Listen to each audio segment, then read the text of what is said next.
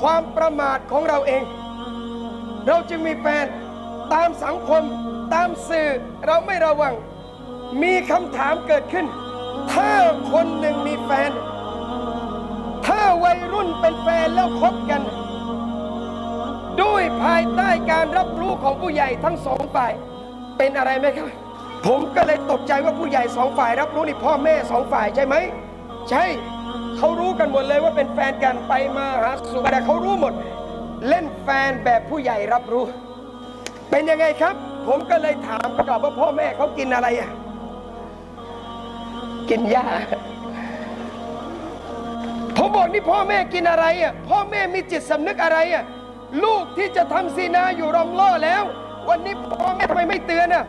พ่อแม่เห็นลูกคุยกับผู้ชายพี่น้องโทรศัพท์เห็นลูกคุยกับผู้หญิงเห็นลูกซ้อนมอเตอร์ไซค์มีผู้ชายมาส่งหน้าบ้านพ่อแม่ไม่นาเสียดไม่เตือนไม่แปลกที่พ่อแม่คนนั้น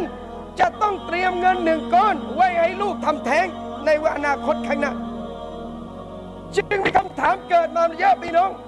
อุสตาแต่งตอนท้องได้ไหมเอาวางสายเสร็จเอามาอีกสายแต่งตอนท้องซ้อไหมพลาดไปแล้วจะแต่งซ้อไหมผมบอกที่จะแต่งตอนท้องไม่รอคลอดก่อนอายใช่ไหมกลัวว่าผู้หญิงนี่คลอดออกมาลูกท่านคลอดออกมาแล้วไม่มีพ่อ